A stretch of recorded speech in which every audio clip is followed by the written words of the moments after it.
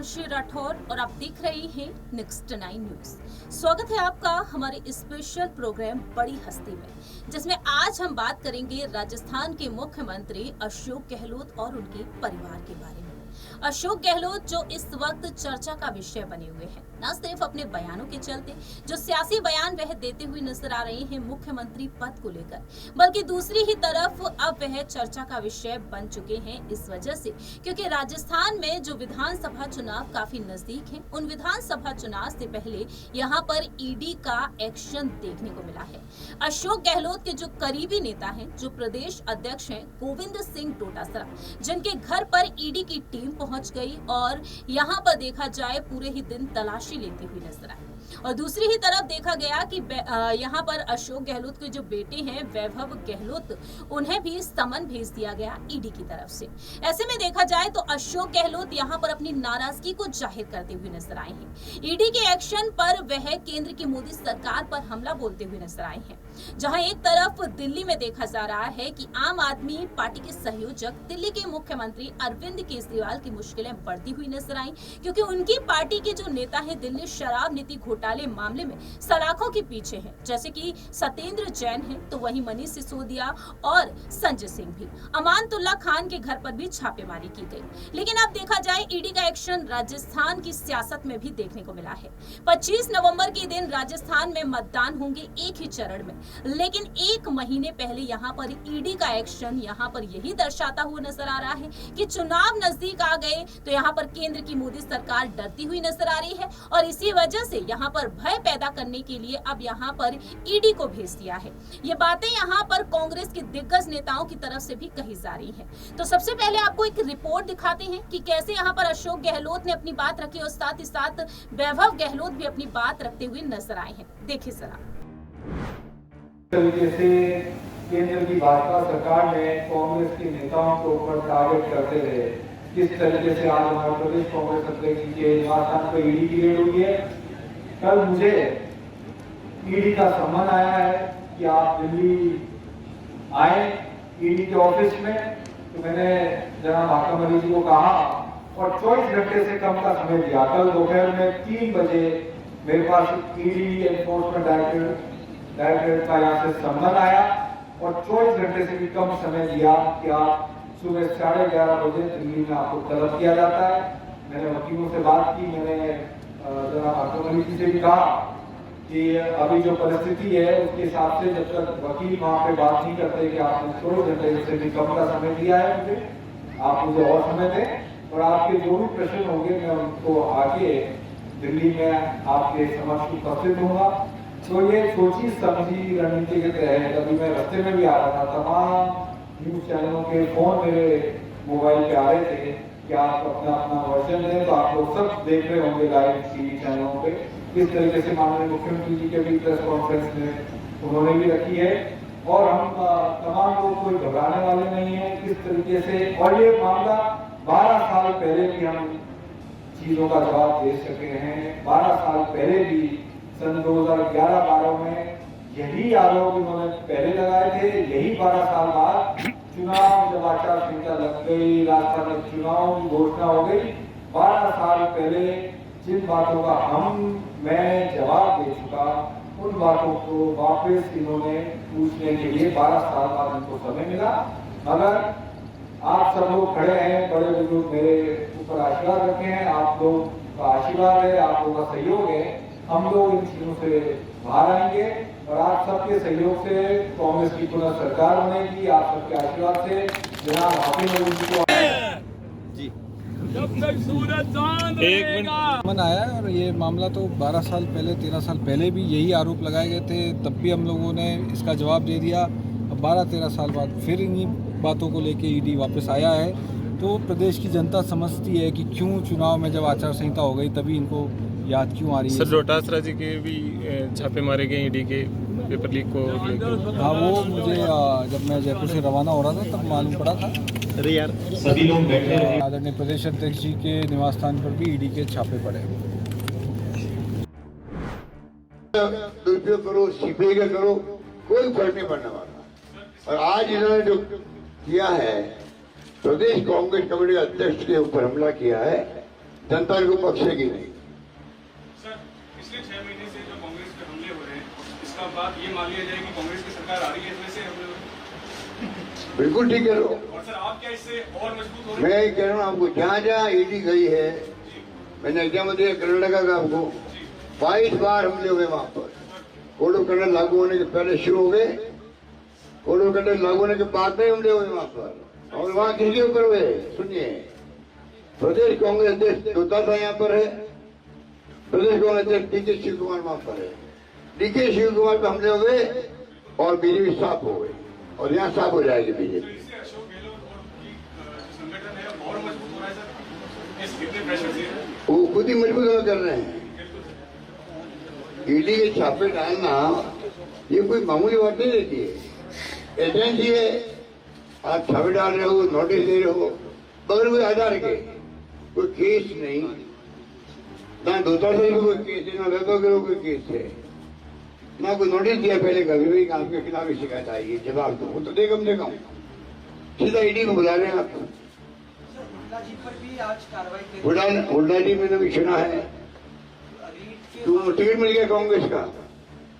Congress ticket नहीं मिला तब तो उम्मीद थी कहीं बीजेपी टिकट ले लेंगे, तब तो वो शांत थे। टिकट मिलते ही छापा डाल देना। तो सर, नवलगढ़ विधायक जो है राजकुमार शर्मा, उनके साथ में भी वैभव गहलोत का नाम जुड़ा था डोनेट के जंगलों में होटल बनाने का, तो उस बारे में भैया वैभव गहलोत जी तो होटल में मालूम पड़ा, मैं कहीं जाए, मैं कहीं जाके रुकूं उनके होटल में, मालूम पड़े होटल है कहाँ। और ये जो होटल है फेयरमाउंट, कहूँ कि वैभव गहलोत को मुझे कभी कॉम्प्लीमेंट रखो है वहाँ पर। गोविंद सिंह डोटासरा के सीकर आज तक कांग्रेस के कार्यकर्ता जमा है, क्या आप या आपके संगठन है कोई ईडी के खिलाफ कोई इस तरह का सड़कों पर कुछ? देखिए, ये स्पॉन्टेनियस इलेक्शन है, ये रिएक्शन स्पॉन्टेनियस चाहिए। कार्यक्रम लगता हमारे नेता पर, हमारे संगठन के अध्यक्ष पर गलत छापेमारी डाल रही है, तंग कर रही है, स्पॉन्टेनियस रिएक्शन में लोग पहुंचे वहां पर। कोई हमने पार्टी की तरफ गई आह्वान नहीं किया है, आह्वान करते हुए पता नहीं कितने लोग पहुंच जाते हैं वहां पर। प्रदेश अध्यक्ष पे और वैभव जी को बुलाया है, आप कोर्ट में जाएंगे क्या रिलीफ के लिए? मैं जाऊंगा कोर्ट में। आप प्रेस कॉन्फ्रेंस करें तो आप बताएंगे क्या कि ये जो प्रदेश अध्यक्ष के इधर छापा पड़ा है और वैभव जी को बुलाया गया है ईडी ने, तो उसमें रिलीफ के लिए ईडी के अगेंस्ट में जाएंगे क्या कोर्ट में? आप आ जाएंगे कोर्ट में जाएंगे क्या रिलीफ के लिए? ईडी के अगेंस्ट नहीं, ईडी ने अगर छापा डाला है, क्या नोटिस दिया है, वैभव गहलोत को नोटिस दिया, वो जवाब देंगे उनका, जाएंगे वो क्या करेंगे। मुख्यमंत्री ने आपने ट्वीट किया है इसलिए, और कार्रवाई भी लगातार छापेमार कार्रवाई हो रही है, यदि कोई चीज नहीं मिलती कांग्रेस नेताओं को वहाँ, तो इसको भी स्पष्टीकरण करना चाहिए। आपको लगता है जांच एजेंसियों को, क्योंकि जिस प्रकार से कार्रवाई होती है और मीडिया में सुर्खियां बनती है, लेकिन कुछ नहीं मिलता तो कुछ भी जानकारी आना चाहिए। इनके बारे में कांग्रेस नेताओं के वहाँ या पार्टी पदाधिकारियों के वहाँ यदि ईडी की कार्रवाई होती है, केंद्रीय एजेंसियों की कार्रवाई होती है, यदि कुछ नहीं मिलता, क्योंकि कार्रवाई की तो वो अवस्था है मीडिया में, लेकिन कुछ नहीं मिलता तो वो भी सामने आना चाहिए।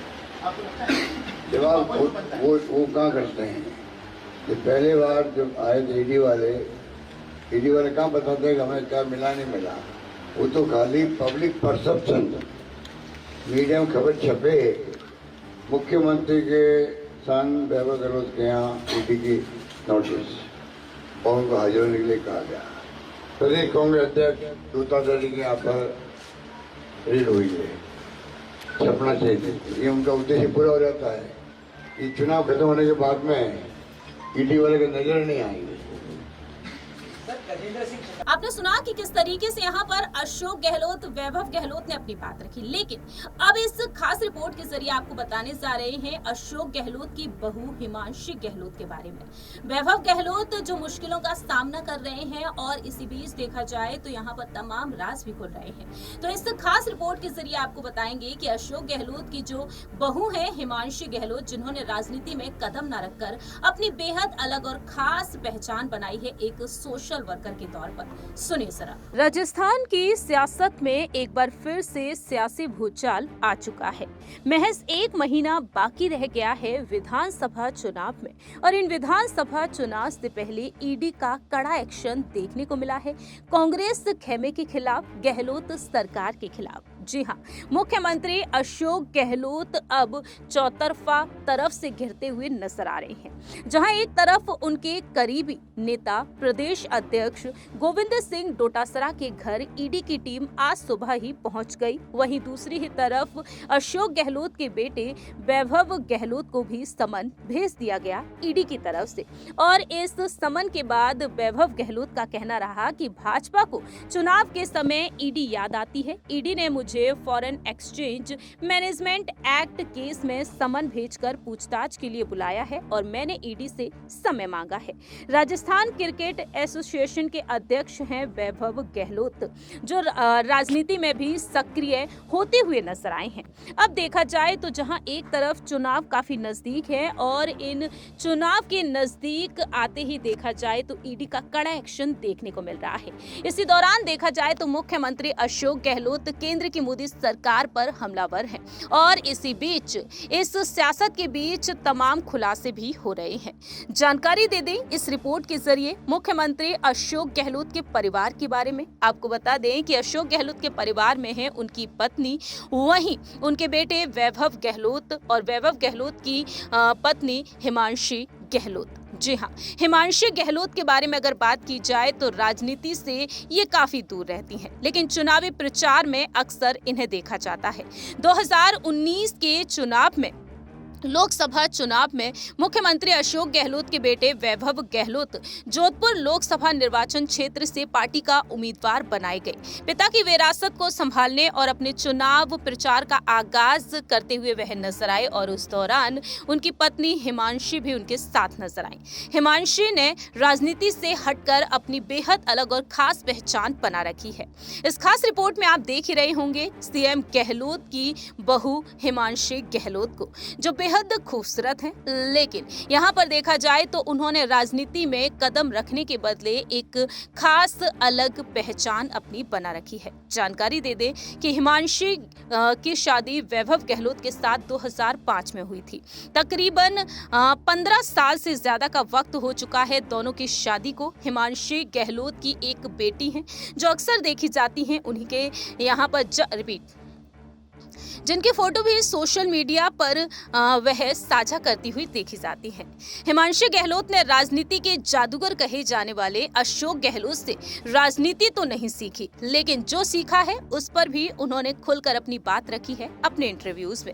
हिमांशी गहलोत का कहना है कि मैंने अपने पापा जी से 3 बातें सीखी हैं। जीवन में सब्र रखना, इंतजार करना, शांति बनाए रखना।